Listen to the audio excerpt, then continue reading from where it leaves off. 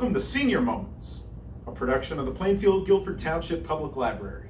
I'm Nick, and I'm here to share with you some food for thought and some food for fun for the week. We're going to get off with our thought for the week.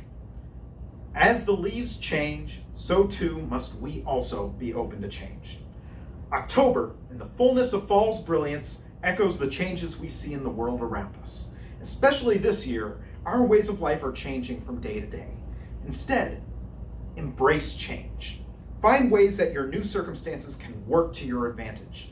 Learn new recipes, talk to your loved ones on the phone, take more time to read. Always look for the good side of any changes. Now let's go a little bit more lighthearted with some jokes. Two old friends, Fred and Sam, go to the movies. A few minutes after the movie starts, Fred hears Sam rustling around. He seems to be searching for something on the floor under his seat. "What are you doing?" says Fred. Sam, a little grumpy, replies, "I had a caramel in my mouth and it dropped. I can't find it." Fred tells him to forget it because it would be too dirty by now. "But I've got to find it," says Sam. "My teeth are in it." I've got another one for you. A guy walks into a bar and the bartender asks him for his ID. "You've got to be kidding," he says. "I'm almost 80 years old." The bartender apologized and explained that it's a state law that he needs to ask for his license. After the guy finishes his drink, he pays and tells the bartender to keep the change. "The tip's for carding me," he says, halfway joking. The bartender takes the change, grins, and says, "Thanks, it works every time." And now we're going to go on to Where Did That Come From? One of our more popular segments. In honor of the baseball playoffs happening this month, I'm going to explain to you the origins of the term, "I've got it in the bag." It's been generally attributed to when the San Francisco Giants were the New York Giants as a superstition in 1916. The Giants had a run of 26 consecutive wins. In those days, they would keep a bag filled with 72 extra baseballs on the playing field at the beginning of each game. Those were to replace anything that went out of play or got too dirty to be used, just enough so that they always had a ball.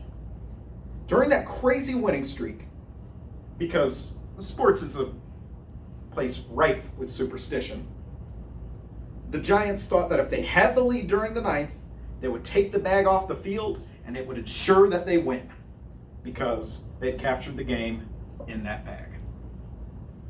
And finally, we're going to end with Who Am I? A very popular segment of our senior programming.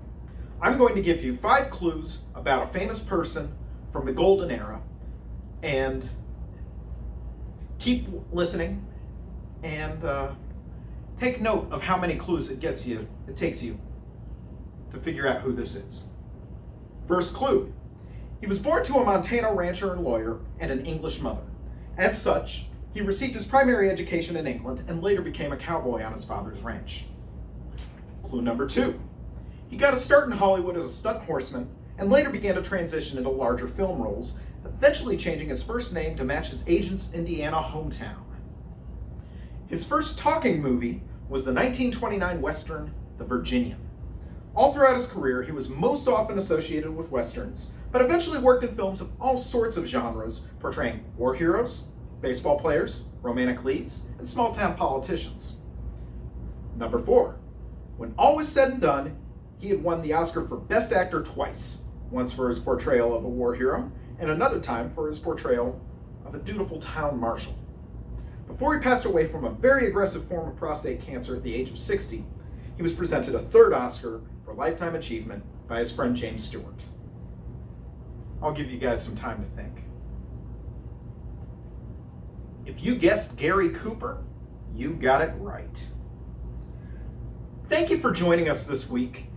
I hope you get as much fun out of this as I have, and remember, always keep smiling. Thank you.